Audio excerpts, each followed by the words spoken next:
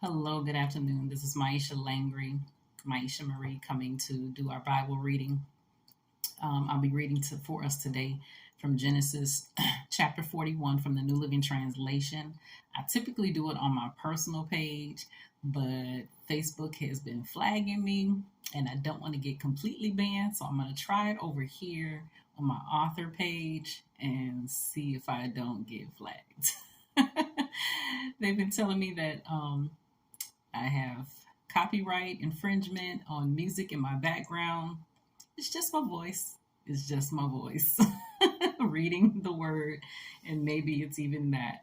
So we will find out again if this goes through without any trouble from the higher ups. So, Genesis chapter 41. 2 full years later, Pharaoh dreamed that he was standing on the bank of the Nile River. In his dream, he saw 7 fat, healthy cows come up out of the river and begin grazing in the marsh grass. Then he saw 7 more cows come up behind them from the Nile, but these were scrawny and thin. These cows stood beside the fat cows on the riverbank. Then the scrawny, thin cows ate the 7 healthy, fat cows. At this point in the dream, Pharaoh woke up. But he fell asleep again and had a second dream. This time he saw 7 heads of grain, plump and beautiful, growing on a single stalk. Then 7 more heads of grain appeared, but these were shriveled and withered by the east wind. And these thin heads swallowed up the 7 plump, well-formed heads. Then Pharaoh woke up again and realized it was a dream. The next morning, Pharaoh was very disturbed by the dream, so he called for all the magicians and wise men of Egypt. When Pharaoh told them his dreams, not one of them could tell him what they meant. Finally, the king's chief cupbearer spoke up. "Today I have been reminded of my failure," he told Pharaoh. "Some time ago you were angry with the chief baker and me, and you imprisoned us in the palace of the captain of the guard. One night the chief baker and I had a dream, and each dream had its own meaning. There was a young Hebrew man with us in the prison who was a slave of the captain of the guard. We told him our dreams, and he told us what each of our dreams meant. And everything happened just as he had predicted.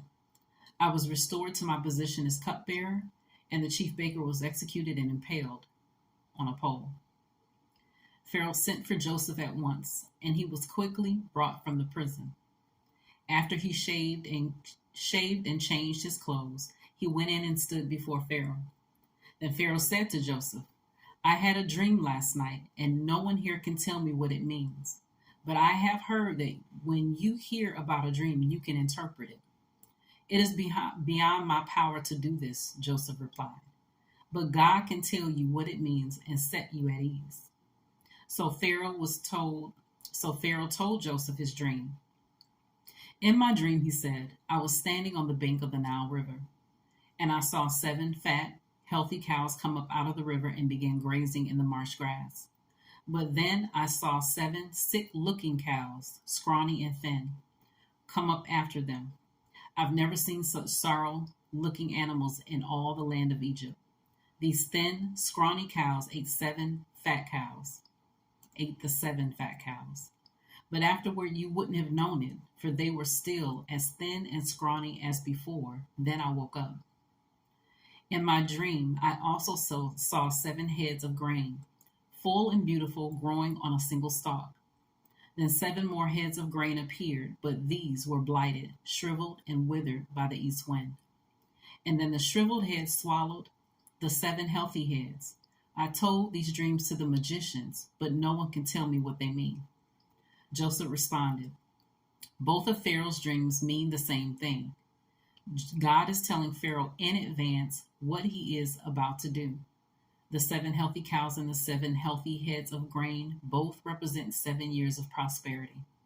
The 7 thin, scrawny cows that came up later and the 7 thin heads of grain withered by the east wind represent 7 years of famine. This will happen just as I have described it. For God has revealed to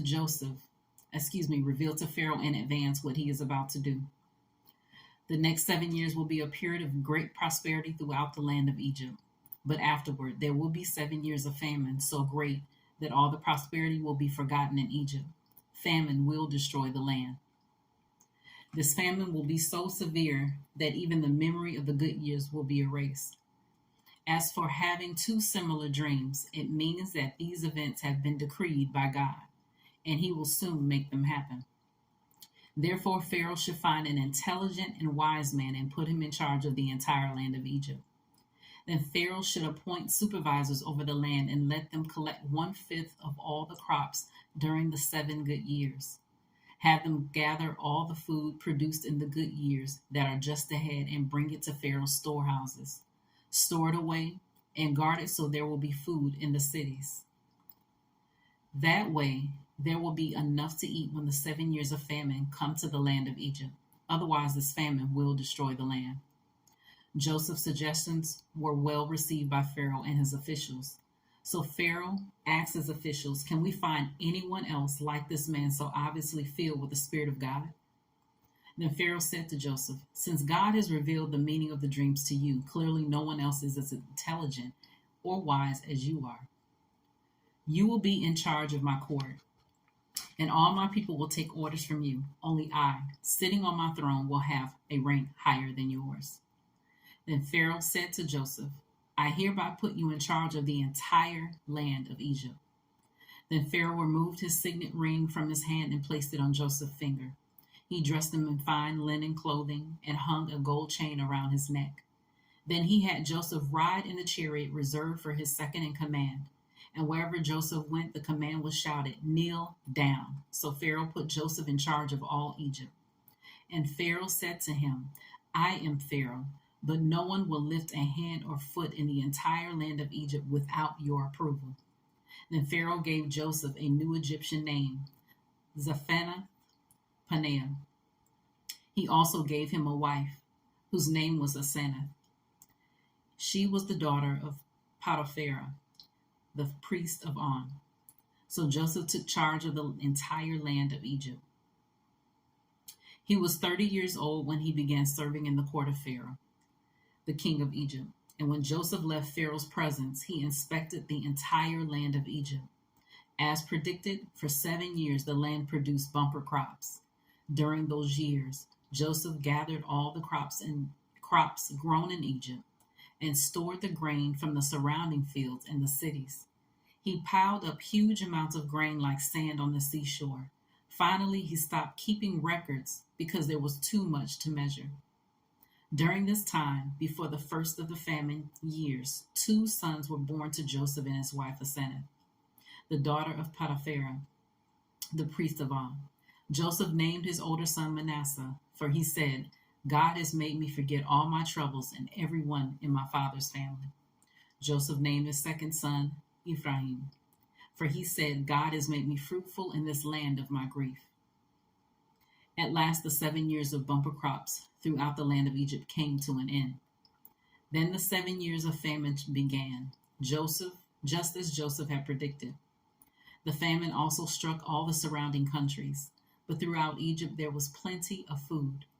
Eventually, however, the famine spread throughout the land of Egypt as well. And when the people cried out to Pharaoh for food, he told them, "Go to Joseph and do whatever he tells you." So with severe famine everywhere, Joseph opened up the storehouses and distributed grain to the Egyptians, for the famine was severe throughout the land of Egypt. And people from all around came to Egypt to buy grain from Joseph because the famine was severe throughout the world. That was Genesis chapter 41 from the New Living Translation. I pray that the word ignites something in you to continue to seek even further to know the Lord and to build your relationship with God, no matter what's going on in the world, that you will always have a firm foundation. You guys take care and God bless.